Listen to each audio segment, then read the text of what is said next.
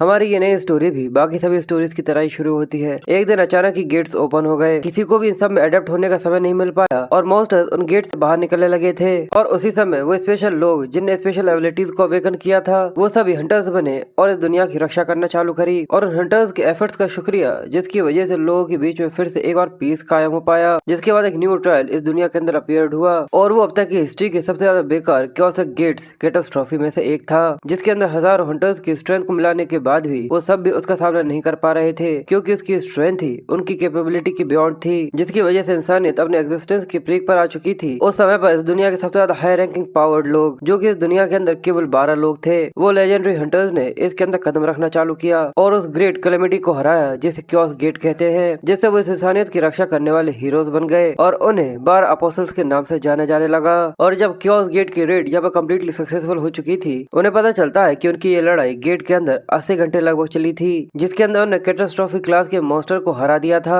एक इमेज लड़की थक कर बैठ जाती है और कहती है कि अब मैं कुछ भी नहीं कर सकती, तो उसके साइड में खड़े हुए लड़के उससे कहते हैं कि सच में सभी लोगों ने यहाँ पर काफी ज्यादा अच्छा काम किया और अब से आज से 100 साल तक ये कैटास्ट्रॉफी गेट यहाँ पर ओपन नहीं होने वाला। और ये आज हमारा शायद आखिरी बार था कि हम लोग एक साथ 12 अपोस्टल की तरह यहाँ पर इकट्ठे हुए थे। तो क्या इस सब के अलावा तुम लोगों ने ये सोच लिया है कि आखिर अब से तुम लोग यहाँ पर क्या करने वाले हो? ये सुनने के बाद सभी लोग काफी ज्यादा कंफ्यूज उसकी बातें सुन रहे थे। तो वो लड़की कहती है कि मैं यहाँ से सीधे हवाई जाऊंगी जहाँ पर मैं थोड़ा सा आराम करूंगी। दूसरा कहता है कि मैंने पहले ही 4 हंटर गियर्स ले लिए थे जो कि मेरा इंतजार कर रहे हैं। तीसरा कहता है लगता है कि अब समय आ चुका है मेरे इन्वेस्टमेंट को फोर्स करने का। दूसरी तरफ हमें हमारे एमसी को दिखाते हैं जिससे वो लोग पूछते हैं तो बताओ आखिर तुमने क्या सोचा है, आखिर अब तुम यहाँ पर क्या करने वाले हो? The thunder emperor. ये सुनकर वो कंफ्यूज होते हुए उन लोगों की तरफ देख रहा था, तो जो उनका बूढ़ा मेज साथी था वो उससे कहता है तुम्हें देखकर ऐसा लगता है कि शायद तुमने अभी तक ये चीज डिसाइड नहीं करी है। वेल देखा जाए तो ये चीज इतनी ज्यादा आसान भी नहीं है। वैसे भी हमारी जो पावर्स है वो बहुत ज्यादा है किसी इंडिविजुअल के लिए अकेले बिल्ड करने के लिए। अगर हमने एक भी गलत स्टेप लिया तो यहाँ पर लगातार कई सारी कैटास्ट्रॉफीज हो सकती है। तो क्या इसी वजह से अभी तक तुम्हें ये समझ में नहीं आया कि आखिर तुम्हें क्या करना है? तो क्या इसके लिए हम दोनों मिलकर एक साथ इस चीज के लिए सर्च कर सकते हैं, एक हंटर का एक सच्चा पाथ? पर थंडर एम्परर ये सुनने के बाद हंसते हुए कहता है कि नहीं, मुझे ऐसा लगता है कि मैं हंटर लाइफ को यहाँ पर क्विट करने वाला हूँ। वो मेज कहता है कि अच्छा, मुझे लगा ही था कि तुम ऐसा कुछ कहोगे। पर तभी वो रुक जाता है और कहता है क्या रुको? और सभी लोग काफी ज्यादा हैरान उसी की तरफ देख रहे थे। यहाँ पर सभी लोगों के बीच में जितनी बातें हो रही थी वो सभी की सभी ये सुनने के बाद काफी ज्यादा हैरान हो जाते हैं। और वो कहता है कि अगर तुम लोगों के चेहरे ऐसे क्यों हो गए हैं, अगर तुम लोग इतना ज्यादा बड़ा झटका कैसा लग सकता है? तो दूसरा लड़का कहता है कि तुम सच में सीरियस हो? जरा फिर से तेज बोलो।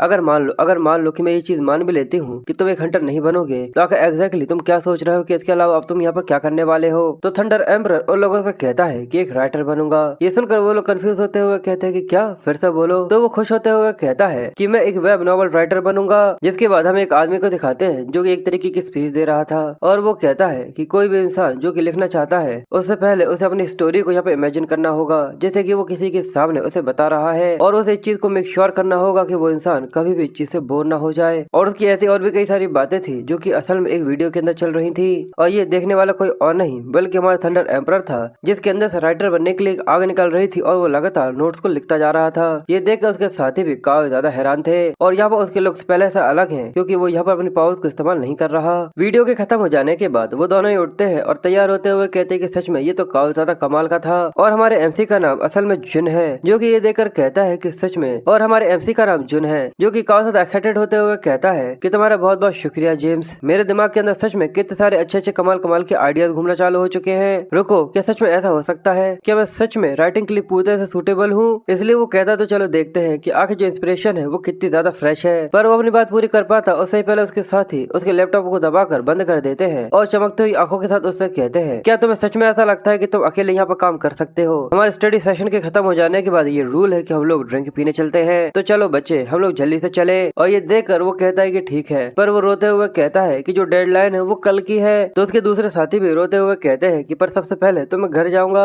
और जब वो दोनों वहाँ से जाने लगते हैं, ये देखकर जुन कहता है कि सबके बाद भी मुझे काफी ज्यादा अजीब सा अच्छा सा लग रहा है कि ये वो फीलिंग है जो कि किसी मास्टरपीस को क्रिएट करने के लिए लगती है। और हम उसके पीछे के मैन हॉल को दिखाते हैं जो कि अजीब तरीके से शेक कर रहा था, जिसके बाद हमें उसके अंदर से अजीब तरीके के टेंटिकल्स निकलते हुए दिखते हैं। और दूसरी तरफ एक लेडी उसके लिए ड्रिंक लेकर आ रही थी और असल में ये उसका एक 18th ऑर्डर था। इसकी वजह से वो औरत भी काफी ज्यादा परेशान हो गई थी और कहती है सर आपकी राइस लाटे तैयार है। जुन अपने काम में लगा हुआ उससे कहता है कि प्लीज यहाँ पर लाकर रख दीजिए, और ये सच में काफी ज्यादा अच्छा होगा अगर आप ये खाली कप यहाँ से लेकर चली जाती हैं। और वो औरत भी ये देखकर काफी ज्यादा हैरान सी हो रही थी और वो बस यही सोच रही थी कि आखिर एक इंसान इतनी इतनी सारी लाटे कैसे पी सकता है। और अब जन ड्रिंक करते हुए कहता है कि मेरा फ्यूल पूरी तरह से रिचार्ज हो चुका है और इस मोमेंटम के साथ मैं पूरी ताकत लगा दूंगा डेडलाइन से पहले इसको काम खत्म करके रखूं। जिसके बाद वो ईयरफोन लगाकर अपनी फेवरेट प्ले लिस्ट को यहाँ पर चालू कर देता है और जैसे गाने चालू होते हैं वो अपनी मास्टरपीस के लिए यहाँ पर काम करना चालू कर चुका था। और हमें उसके पीछे से मेन होल के अंदर से काफी ज्यादा टेंटिकल्स निकलते हुए दिखाते हैं, जिसके अंदर से एक आंख वाला मॉन्स्टर निकल कर आ गया था और वो अपने टेंटिकल से लोगों को पकड़ कर इधर उधर झुला रहा था।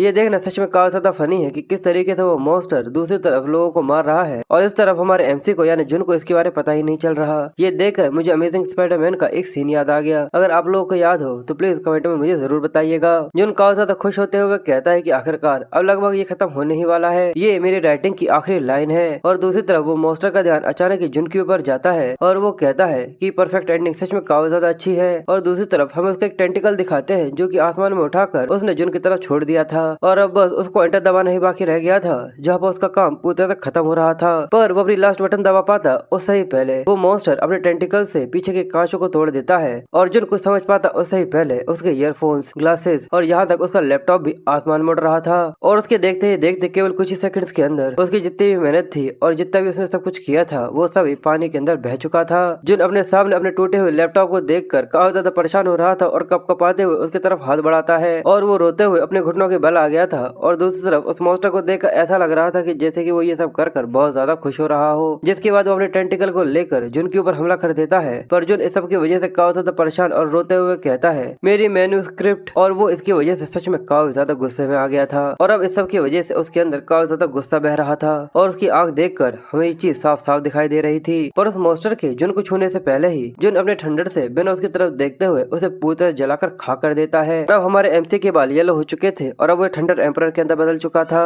और वो काफी गुस्से में उसकी तरफ बढ़ते हुए कहता है कि हे ऑक्टोपस जल्दी से उठो, अभी तक मैंने तुम्हें पूरी तरह कुक नहीं किया है। और वो ये कहते हुए सच में काफी ज्यादा गुस्से में लग रहा था। पर फिर दिमाग में एक सवाल आता है कि आखिर इस सब की शुरुआत कैसे हुई थी, है ना। तो चलिए कुछ समय पहले के सीन के अंदर चलते हैं जहाँ पर हमें एक लड़की को जोर से चिल्लाते हुए दिखाते हैं और वो ये देखकर बहुत ज्यादा शॉक हो गई थी क्योंकि एक आदमी की लाश पानी के अंदर बह रही थी और वो रोते हुए कहती कि प्लीज मुझे अकेला छोड़कर मत जाओ। और पता चलता है कि असल में ये सब टीवी के अंदर एक मूवी चल रही थी जो कि एक लड़की देखकर कहती है कि वाओ, तो सच में काफी ज्यादा क्रेजी प्लॉट है, ये तो काफी ज्यादा इंसेन है। मेन लीड को यहाँ पे काफी ज्यादा बड़ा झटका लगा है जिसकी वजह से वो मारा गया। सच में ये ड्रामा काफी ज्यादा कमाल के होते हैं और हम एक अजीब सी लड़की को दिखाते हैं जिसको देखकर समझ में नहीं आ रहा था कि आखिर असल में ये है कौन। और हमें इसका नाम बताया जाता है कि इसका नाम होंग योम टाई है और असल में ये एक एस क्लास की हंटर है और इसके अलावा असल में ये जुन की बड़ी बहन भी है। और जुन भी ये देखकर काफी ज्यादा परेशान हो रहा था कि किस तरीके से उसकी बहन यहाँ पर बड़े आराम से बैठकर समय बर्बाद कर रही थी। वो कहता है कि जरा देखो तो इस मैस को। जिसके बाद हमें होंग टाई के बारे में बताया जाता है जो कि एक एस क्लास की हंटर है और इस कंट्री की सबसे ज्यादा पावरफुल वंश में से एक है और साथ ही 7th स्क्वाड की कैप्टन भी जो कि टॉप रैंकिंग गिल्ड है जिसका नाम गार्डियन गिल्ड है। और केवल इतना ही नहीं, उसके सुंदर चेहरे और अपीयरेंस की वजह से और उसकी फैशन के अंदर काफी ज्यादा अच्छे सेंस होने की वजह से वो इस हंटर वर्ल्ड के अंदर एक सुपरस्टार है और साथ ही काफी ज्यादा पॉपुलर भी। पर इस सब के अलावा फिर हमें न्यूज दिखाई जाती है पर तभी जुन रिमोट लेकर टीवी को बंद करते हुए कहता है पर क्या सच में कोई चीज के ऊपर यकीन कर सकता है कि आखिर ये सच में वही होंग टाई है। होंग टाई चिल्लाते हुए कहती कि हे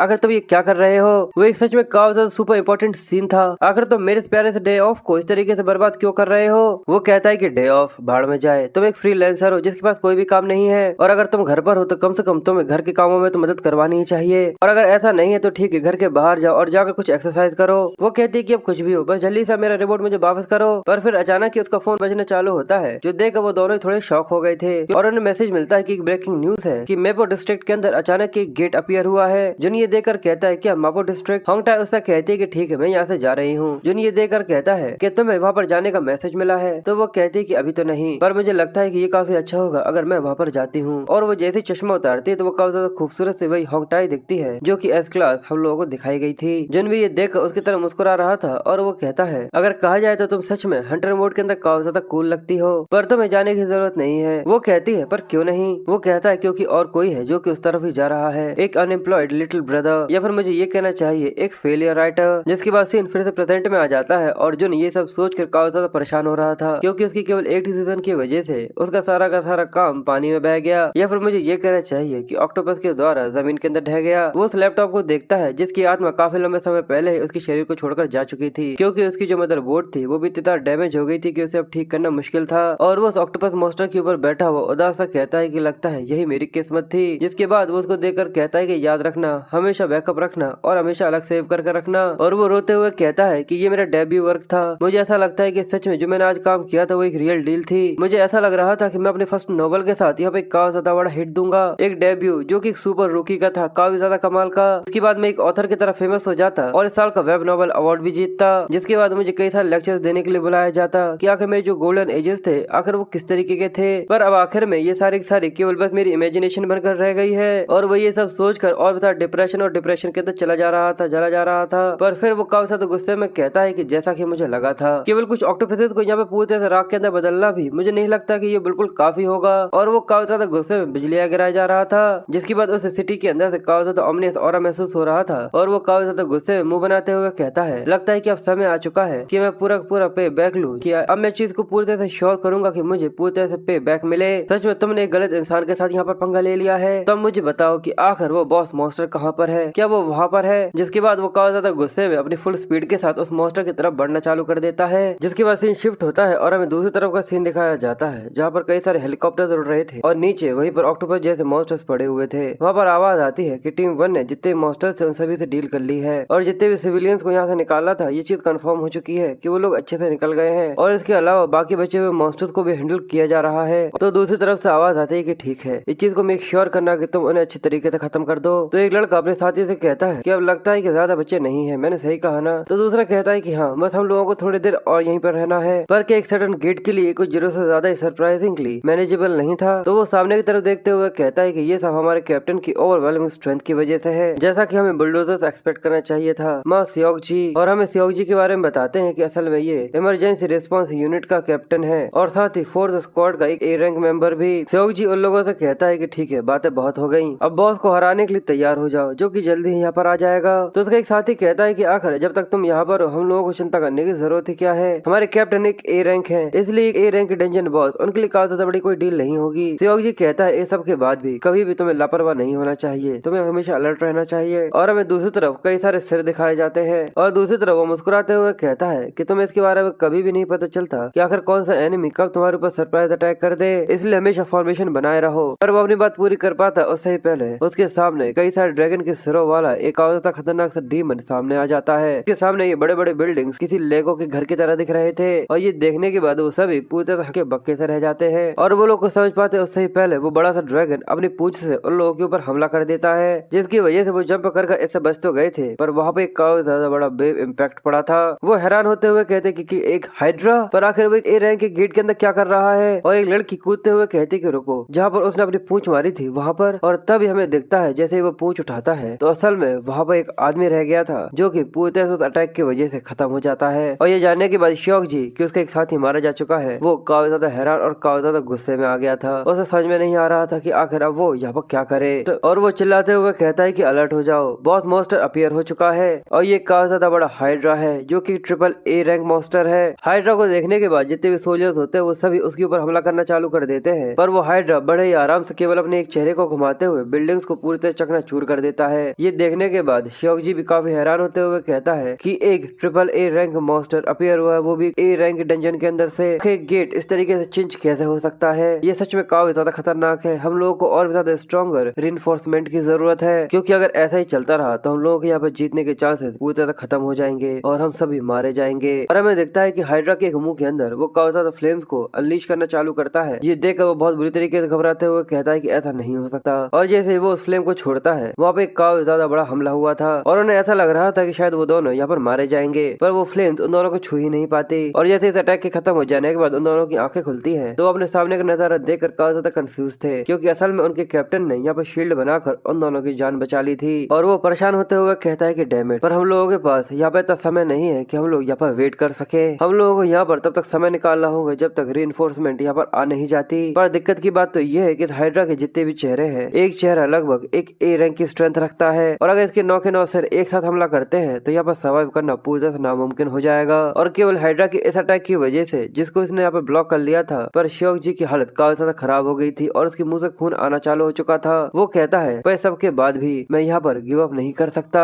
वो अपनी पूरी की पूरी ताकत लगाकर जंप करते हुए कहता है कि जब तक यहाँ पर लोग रहेंगे जिनकी रक्षा करनी है तब तक मेरे शरीर के ताकत जितनी भी रहेगी मैं पूरी पूरी लगा दूंगा। और ये कहते हुए वो आसमान में पहुंच चुका था और हाइड्रा के ऊपर हमला करते हुए कहता है तब तक मैं लड़ता रहूंगा, और वो अपने स्किल पावर क्रश का इस्तेमाल करते हुए हाइड्रा के ऊपर हमला कर देता है, जिसकी वजह से वहाँ पे काफी ज्यादा बड़ा ब्लास्ट होता है। और शियोंजी देखकर थोड़ा सा परेशान हो जाता है क्योंकि यहाँ पर केवल हाइड्रा के 2 ही चेहरे थे जो कि यहाँ पर खत्म हो गए थे। वो कहता है कि बस केवल 2 सिर, इसका मतलब तो ये है। और हम उसके पीछे दिखता है कि हाइड्रा का तीसरा सिर उसके पीछे एक काफी ज्यादा पावरफुल अटैक बनाकर उसके ऊपर हमला करने वाला था। ये देखने के बाद वो बहुत बुरी तरीके से घबराते हुए जैसे पीछे की तरफ देखता है, उसका अटैक शियोंजी के ऊपर हो गया था और हमें उसका हथौड़ा आसमान में उड़ता हुआ दिखता है। उसकी कंडीशन काफी ज्यादा क्रिटिकल थी और वो काफी ज्यादा दूर आकर नीचे गिर गया था। उसे देखकर ऐसा लग रहा था कि शायद वो यहाँ पर मारा ना गया हो, पर वो कहता है कि नहीं, मैं इस तरीके से हार नहीं मान सकता। जिसके बाद वो हाइड्रा अपने पूरे सिरों का इस्तेमाल करते हुए एक काफी ज्यादा बड़ी सी एनर्जी की बॉल बनाते हैं और ये देखकर शियोंजी उठ जाता है और कहता है अगर ये चीज गलती से जमीन पर गिर गई तो ये पूरी जगह पूरी तरह से खत्म हो जाएगी। और उसे इस समय पर अपने ऊपर काफी ज्यादा तरस आ रहा था और साथ ही काफी ज्यादा गुस्सा भी, क्योंकि वो यहाँ पर उठ ही नहीं पा रहा था। वो कितनी भी कोशिश कर ले पर वो कुछ कर ही नहीं पा रहा था। और अचानक ही उसके देखते ही देखते एक बिजली का झटका आता है और वो बड़ी सी एनर्जी की बॉल वहाँ पर गायब हो जाती है। शियोंजी को कुछ भी समझ में नहीं आ रहा था, वो ये देखकर काफी ज्यादा हैरान था। वो कहता है कि रुको, आखिर अभी अभी यहाँ पर क्या हुआ। और वहाँ पर वो थंडर एम्परर को देखता है जो कि आ गया था और जितनी ज्यादा कमाल की उसने यहाँ पर एंट्री ली थी, उसके ऐसा लग रहा था जैसे कि बिजली से बने हुए 2 पंख हैं जो कि आसमान में उसे उड़ा रहे हैं। हाइड्रा के सभी चेहरे उसी की तरफ निहार रहे थे और शियोंजी जुन को देखकर कहता है ये क्या भगवान है। पर जुन तो हाइड्रा को देखकर कहता है कि आखिरकार मैं तुम्हें ढूंढ लिया। पर हाइड्रा उसे देखकर और उसकी ओवरवेलमिंग एनर्जी को महसूस करने के बाद बहुत बुरी तरीके से कपकपाना चालू कर देता है और वो गुस्से में उससे कहता है कि तुम इसके बारे में पता भी है कि आखिर तुमने यहाँ पर क्या गलत किया है। अगर तुम यहाँ पर बात कर पाते तो शायद लगभग तुम यहाँ पर कोई बहाना बनाने की कोशिश कर पाते। और उसके जितने भी सिर थे वो उसको देखकर बस कपकपाए जा रहे थे जैसे कि वो यहाँ पे एक्सक्यूज बनाने की कोशिश कर रहे हो। पर फिर वो हिम्मत करते हैं और थंडर एम्परर के ऊपर हमला कर देते हैं। और ये देखकर वो कहता है तो अच्छा कि तुम इस तरीके से खेलने वाले हो जैसा कि मुझे लगा था, लगता है कि तुम्हें पीटने की जरूरत है। और वो बस अपना एक हाथ उठाता है और थंडर को इकट्ठा कर हाइड्रा के चेहरे पर एक जोरदार थप्पड़ दे मारता है और कहता है कि मेरा लैपटॉप, मेरी मैन्युस्क्रिप्ट वो सब खत्म हो गई केवल तुम्हारी वजह से। और ये कहते हुए बस हाइड्रा के जितने भी चेहरे थे उन सभी के ऊपर वो थप्पड़ लगाया जा रहा था। साथ ही वो आगे कहता है तो बताओ आखिर तुम इसके लिए क्या करोगे। और वो यहाँ पर गुस्से से ज्यादा काफी ज्यादा फ्रस्ट्रेट हो रहा था। सच में ये सीन देखने में काफी ज्यादा मजेदार है क्योंकि थंडर गॉड के लिए बस ये किसी खिलौने की तरह है जिसके ऊपर वो चिल्ला रहा है। और इस सब के बाद वो काफी ज्यादा गुस्से में अपनी चुटकी बजाते हुए कहता है और इस सब के अलावा तुम लोगों की वजह से मैं अपना डेब्यू तक नहीं कर पाऊंगा। वो सब बहुत बुरी तरीके से पिटने की वजह से घूर घूर के बस उसकी तरफ देख रहे थे। तभी वो काफी ज्यादा गुस्से में अपनी एनर्जी उसके ऊपर रिलीज करता है जिससे काफी ज्यादा बड़ा थंडर शॉक आकर सीधे उस हाइड्रा के ऊपर लगता है और वो बेचारा जल भुनकर वहाँ पर राख हो जाता है। अब ये सब देखने के बाद तो मुझे यहाँ पर बेचारे हाइड्रा के ऊपर तरस आ रहा है जो नीचे आकर खड़ा हो गया था और वो मुंह बनाते हुए कहता है तो मैं यहाँ पर जिंदा जला देने के बाद भी सच में मेरा गुस्सा बिल्कुल भी शांत नहीं हुआ। मेरी डेडलाइन कल की है तो आखिर मैं कल तक सारी चीजें कैसे लिख पाऊंगा। और यही सब बातें करते हुए वो अपने घर की तरफ जाने लगा था हाइड्रा को पीछे ऐसे ही छोड़कर। अब एक लड़के की आंखें खुलती है, वो कहता है कि डैम इट, मैं बेहोश हो गया था। और वो लड़की ये देखकर कहती है कि आखिर असल में यहाँ पर हुआ क्या है। हम लोग डेफिनेटली उस हाइड्रा से लड़ रहे थे। और वो लोग के सामने अपने कैप्टन को देखकर बहुत ज्यादा शॉक हो जाते हैं क्योंकि वो वहाँ पर बेहोश पड़ा हुआ था। वो लोग जल्दी तो उसके पास जाते हैं और वो लड़का ये देखकर कहता है कि वो अभी तक जिंदा है, हम लोगों को यहाँ पर रेस्क्यू टीम के आने का वेट करना होगा।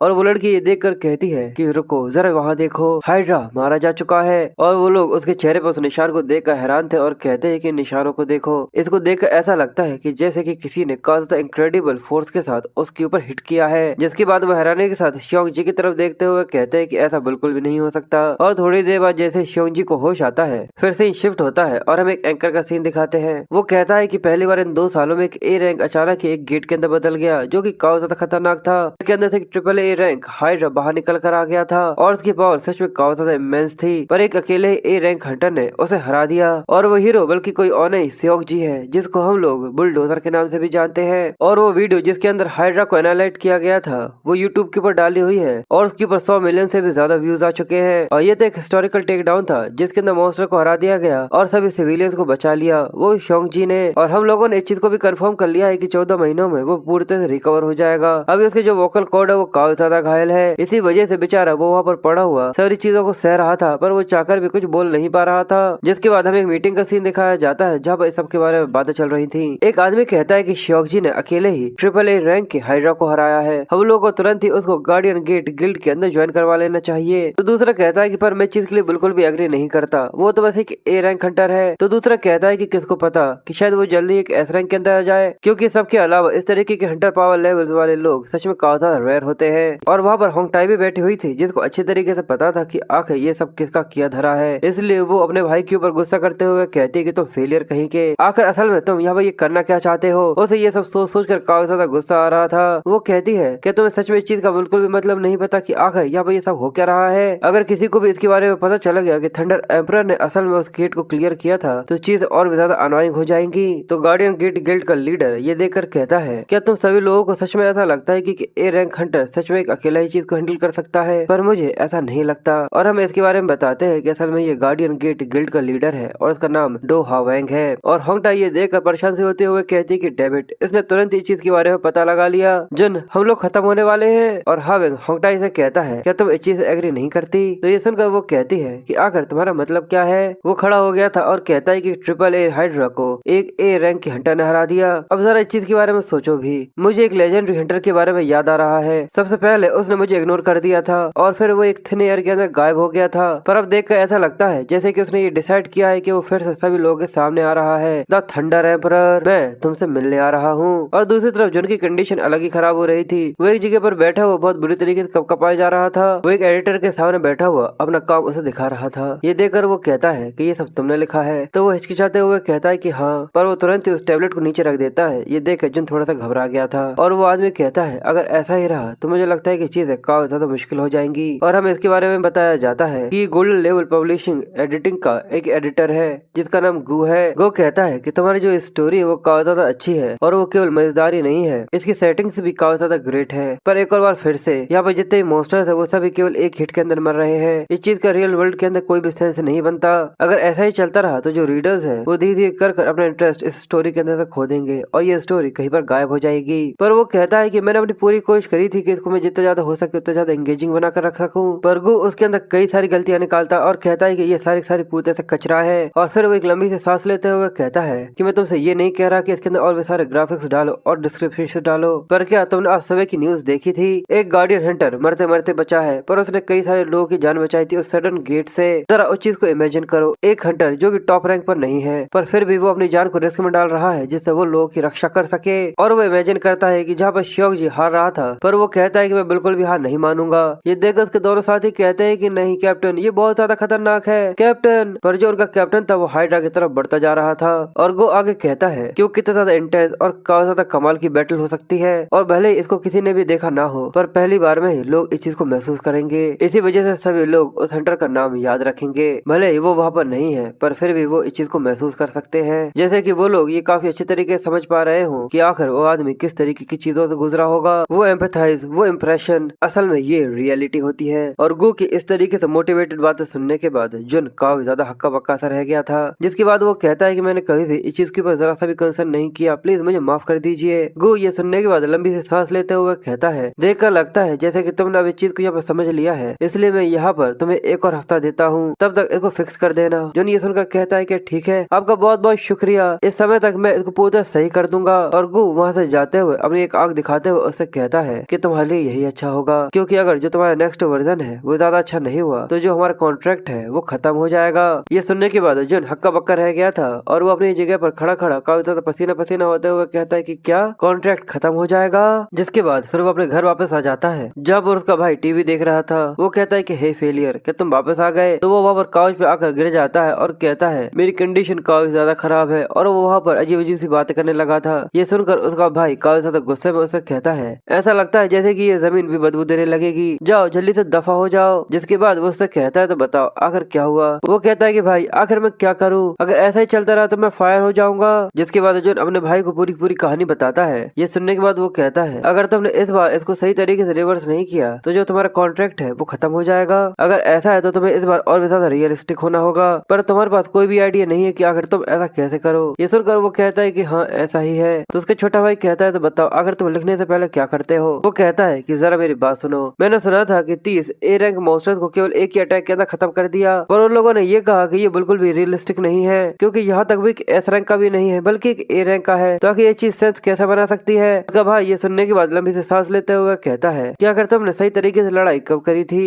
ये सुनकर वो कहता है कि वो कहता है कि बिल्कुल मैंने करी है। तो उसका छोटा भाई कहता है कि कब करी है? तो वो बताता है कि उस क्योस गेट के अंदर मैंने सीधे सीधे 70 घंटों तक लड़ाई करी थी उस बीस्ट ऑफ डिस्ट्रक्शन इंस्ट्रक्शन से, जिसकी वजह से मैं लगभग एक स्केलेटन बन गया था। और उसका भाई उसकी ये बातें सुनने के बाद कहता है कि तुम सच में इस चीज को एक एग्जाम्पल की तरह देख रहे हो। वो एक अपोकलिप्स लेवल था। ये सुनकर उसका भाई कंफ्यूज था और वो कहता है कि क्या? तो वो कहता है कि मेरी बात कान खोलकर सुनो, आखिर बताओ कि इस दुनिया के अंदर कितने लेजेंडरी हंटर्स हैं? ये सुनकर वो कहता है कि 12। और वो आगे कहता है तो आखिर कितने सारे लोग हैं जो कि उनके एक्सपीरियंस के साथ अपने आप को रिलेट कर सकते हैं? तो वो कहता है कि 12। जिनका भाई आगे कहता है कि इस दुनिया के अंदर आधे से ज्यादा लोग हैं जो कि F रैंक से C रैंक के बीच में है, इसलिए किसी के लिए A रैंक पर पहुंचना भी उसका मतलब तो यही है कि उसके पास जरूरत से ज्यादा पैसा है, एक टोटल लाइफ अपग्रेड और एक S रैंक की वेल्थ के बारे में तो सोचो ही मत, क्योंकि वो वेल्थ के साथ साथ एक्चुअल पावर को भी होल्ड करते हैं, वो भी कई सारे मेजर कॉर्पोरेशंस के साथ। इसलिए अगर एक S रैंक हंटर बनना भी काफी ज्यादा रेयर होता है तो आखिर ये चीज पॉसिबल कैसे हो सकती है कि लोग लेजेंडरी हंटर के साथ रिलेट कर सके? इसलिए जो रीडर्स होते हैं उनको किसी प्रोटैगनिस्ट की तरह अपने आप को सोचने दो, और इसी की वजह से वो ऐसी स्टोरीज को प्रेफर करते हैं जिसके अंदर जो प्रोटैगनिस्ट होता है वो उनके सेम लेवल के साथ स्टार्ट करता है और धीरे धीरे कर समय के साथ और भी ज्यादा स्ट्रॉन्गर और स्ट्रॉन्गर बनता चला जाता है। इसी वजह से अगर तुम उस तरह की किसी स्टोरी को लिखना चाहते हो तो सबसे पहले जो कि तुम्हें काम करना चाहिए वो है रिसर्च करो। जोन ये जानने के बाद काफी सरप्राइज था और वो आगे कहता है जाकर देखो कि आखिर रेगुलर हंटर्स किस तरीके से लड़ते हैं। ये सुनकर जोन कंफ्यूज होते हुए कहता है अच्छा, पर कहाँ देखूं? अब तो मैं एक हंटर भी नहीं रहा। तो वो गुस्से में वहाँ से जाते हुए कहता है कि आखिर मैं इस फेलियर का क्या कर सकता हूँ? ये देख कर जोन जल्दी से जाकर उसे चिपक जाता है और कहता है छोटे भाई प्लीज मेरी मदद करो। तो वो उसे धक्का देते हुए कहता है अगर ऐसा है तो तुम कोरिया के हंटर एसोसिएशन के अंदर जाओ, अगर तुम कहोगे तो वहाँ के जो चेयरमैन है वो तुम्हें कुछ भी ग्रांट करने के लिए तैयार हो जाएंगे, क्योंकि तुम एक थंडर एम्परर हो, एक ओली लेजेंडरी हंटर जो कि कोरिया के अंदर है और उनमें से एक जिसने बीस्ट ऑफ डिस्ट्रक्शन से लड़ाई करी थी। और ये सारी बातें करने के बाद उसका भाई वहाँ से चला जाता है। जिन वहाँ पर बैठा हुआ कहता है कि हाँ बिल्कुल मैं थंडर एम्परर हूँ, मैं तो ये भूल ही गया था। और दूसरी तरफ हमें हंटर एसोसिएशन के अंदर का सीन दिखाते हैं जहाँ पर जो प्रेसिडेंट था वो ये देखकर कहता है कि इस चीज को बिल्कुल भी एक्सेप्ट नहीं किया जा सकता, और हमें इसके बारे में बताया जाता है कि इसका नाम पार्क डॉग हान है और ये कोरिया के हंटर एसोसिएशन का चेयरमैन है। और वो चिल्लाते हुए कहता है कि पिछले साल की डिमोशन वार्निंग के बाद भी हम लोगों का नेशनल गेट ऑपरेशन यहाँ पर सक्सेसफुल हो चुका है और हमारे हंटर्स को ट्रेनिंग प्रोग्राम भी प्रोवाइड किया जा रहा है। और केवल इतना ही नहीं, जब पूरी सिटी पूरी तरह खत्म होने वाली थी तो हम लोगों ने रीइंफोर्समेंट भेजी थी और वहाँ के जितने भी सर्वाइवल्स थे उन सभी को बचाया था। और इसके अलावा यहाँ तक जर्मनी ने भी रिक्वेस्ट करी थी हमारे एक्सपीरियंस हंटर्स के लिए, तो हम लोगों ने उनकी भी मदद करी थी। और सबके बाद भी तुम लोग यहाँ पर हमारे एक A रैंक की प्रमोशन की रिक्वेस्ट को भी रिजेक्ट कर रहे हो। सच में ये तो एक काफी ज्यादा बेकार सा रीजन है, इस चीज को बिल्कुल भी एक्सेप्ट नहीं किया जा सकता। तो उसके साइड में से एक आदमी जो कि मुच्छड़ है वो मुस्कुराते हुए कहता है सच में इस चीज के अंदर तो कोई भी मदद नहीं कर सकता। क्यों? मैंने सही कहा ना? ये सब इसी वजह से क्योंकि कोरिया के अंदर लेजेंडरी हंटर्स की कमी है। और असल में ये इंडिया का हंटर एसोसिएशन का चेयरमैन है जिसका नाम गुलशन है। गुलशन कहता है कि हमारी कंट्रीज और बाकी 11 कंट्रीज सब मिलकर लेजेंडरी हंटर्स को सपोर्ट करती है और साउथ कोरिया ऐसा नहीं कर रही। मैंने सही कहा ना? जहाँ तक साउथ कोरिया का ब्रेन वॉश हो चुका है, इसी वजह से अचानक ही वो रिलेवेंट करने लगी है। डाई हांग ये सुनकर चिल्लाते हुए कहता है आखिर तुम लोग इस तरीके से हंटर्स को मैनेज कैसे कर सकते हो? आखिर जो नेशनल लेवल के पावर्स थे आखिर अचानक ही वो बिना किसी वजह से गायब कहाँ हो गए? तो गुलशन कहता है कि ये उनकी पर्सनल फ्रीडम है। और गुलशन आगे कहता है कि सबके अलावा कि तुम सच में हिम्मत कर रहे हो एक A रैंक को इस तरीके से प्रमोट करने के लिए, वो भी इस तरीके की सिचुएशन पे। मैं देखो एक और बार तुमसे ये चीज कह रहा हूँ, एक नेशन केवल अपनी रैंक को तभी बढ़ा सकती है जब उसके पास एक टॉप रैंक का लेजेंडरी हंटर हो। डायहान ये सुनकर कहता है अगर ऐसा है तो हम लोगों को प्लीज 2 रैंक प्रमोशन तो दे ही दीजिए। ये सुनकर वो कहता है कि ठीक है, अभी के लिए तुम ऐसा कर सकते हो। ये मीटिंग काफी ज्यादा लंबी हो चुकी है, चलो अब हम लोग साउथ कोरिया की रेटिंग के बारे में डिस्कस करना चालू करते हैं, वो भी अगली बार। और ये कहकर वहाँ पर जितने भी लोग थे वो सभी वहाँ से चले जाते हैं। तो सभी के अचानक ही वहाँ से गायब हो जाने की वजह से डायहान को काफी ज्यादा गुस्सा आता है और वो सभी को गालियां देते हुए कहता है कि वो कमीने कहीं के। वो उस समय जब हम लोगों की मदद ले रहे थे तब तो काफी ज्यादा खुश थे, पर तभी उसका मैनेजर वहाँ पर आ जाता है जो कि उससे कहता है पर अब उन लोगों ने हम लोगों के बीच में एक लाइन को खींच दिया है। पर चेयरमैन प्लीज शांत हो जाइए, अभी भी आपकी एक अपॉइंटमेंट बची हुई है। तो वो गुस्से में कहता है तो बताओ आखिर नेक्स्ट शेड्यूल काय का है? वो कहता है कि गिल्ड ने हमारी हंटर एसोसिएशन की जो कॉर्पोरेशन रिक्वेस्ट थी उसको एक्सेप्ट किया है, उसका नाम स्कॉर्पियन गिल्ड है। मैं यही जानना चाहता था कि आखिर आपके कंसर्न क्या है? तो वो कहता है कि जैसा कि तुम भी जानते हो कि उनकी जो रेपुटेशन है वो सच में काफी ज्यादा बेकार है। इसके अलावा उनके ये भी रूमर्स फैल रहे हैं कि जो रिबल गिल्ड है उनके ऊपर उसने एम्बुश कर दिया था, इसलिए ये चीज तो पूरी तरह से ऑब्वियस है कि वो लोग हमारे सपोर्ट को दिखाकर यहाँ पे एक बहाना बनाना चाहते हैं जिससे वो हाई रैंकिंग गेट्स के अंदर मोनोपोली लेकर आ सके। पर वो कहता है कि अगर हम लोग उनके साथ एसोसिएट करते हैं तो जो हमारे एसोसिएशन की इमेज है, डाईहांग उसे रोक देता है और कहता है कि देखो सेक्रेटरी, हम लोग कोरिया के हंटर एसोसिएशन है, अगर वो एक याद रखने वाली गिल्ड होती तो हम लोग जरूर उन लोगों से मिलने जाते। पर साथ ही वो परेशान होते हुए सोचता है कि मैं तो बस ये कह रहा हूँ, पर अगर मैं सच बताऊँ तो मुझे वो बिल्कुल भी पसंद नहीं है, क्योंकि अगर हम लोगों ने स्कॉर्पियन गिल्ड को यहाँ पे एक्सेप्ट कर लिया तो बाकी सभी गिल्ड्स हम लोगों को छोड़ना यहाँ पे चालू कर देगी। पर तभी उसे किसी तरीके की हड़बड़ाहट सुनाई देती है और एक आदमी भागते हुए वहाँ पर आ रहा था जो कि कहता है ये पहली बार हुआ है कि कोई इस तरीके का हमारे यहाँ पर आया हुआ हो, जल्दी से उसको फोर्स का इस्तेमाल करते हुए यहाँ से बाहर फेंक दो। यहाँ ये देखकर कहता है कि सिक्योरिटी चीफ आखिर यहाँ पर ये हो क्या रहा है। तो वो कहता है कि चेयरमैन असल में एक आदमी लॉबी के अंदर आया हुआ है जो कि आपसे मिलने की बहुत ज्यादा डिमांड कर रहा है। वो कह रहा है कि वो किसी तरीके की कन्वीनियंट स्टोर का ओनर है या फिर कुछ ऐसा ही। ये सुनकर डाई हंग वहाँ से जाते हुए कहता है कि कन्वीनियंट स्टोर का बच्चा, ऐसा लगता है कि शायद वो गलती से यहाँ पर आ गया होगा। पर वो कहता है मुझे लगता है कि मुझे आपको ये और पहले बता देना चाहिए था। पर वो बार बार यही कह रहा है कि मैं जाकर आपसे ये कह दूं कि वो टाइजोंग डे कन्वीनियंट स्टोर से आया है, आप इस चीज को समझ जाएंगे। ये सुनने के बाद डाइहा अपनी जगह पर खड़ा रह जाता है और कहता है कि तुमने आखिर अभी क्या कहा, क्या वो टाइहोंग डे कन्वीनियंट स्टोर से आया है। और फिर वो सारी सारी कड़ियों को मिलाना चालू करता है और उसे समझ में आ गया था कि असल में यहाँ पर कोई और नहीं आया है बल्कि थंडर एम्परर आया है, जिसका मतलब तो यही है कि असल में वो एक लेजेंडरी हंटर है। और वो जल्दी से वहाँ से भागते हुए कहता है कि लॉबी से जाकर कांटेक्ट करो और उन लोगों से कहो कि मैं पर्सनली ही नीचे आ रहा हूँ। और वो बार बार बटन दबाते हुए कहता है कि आखिर ये एलिवेटर इतनी ज्यादा स्लो क्यों है। और जैसे गेट खुलता है तो वो अंदर जाते हुए चिल्लाकर कहता है कि उस लड़के को यहाँ से बाहर मत निकाल देना। जिसके बाद हमें हंटर एसोसिएशन के बाहर का सीन दिखाते हैं।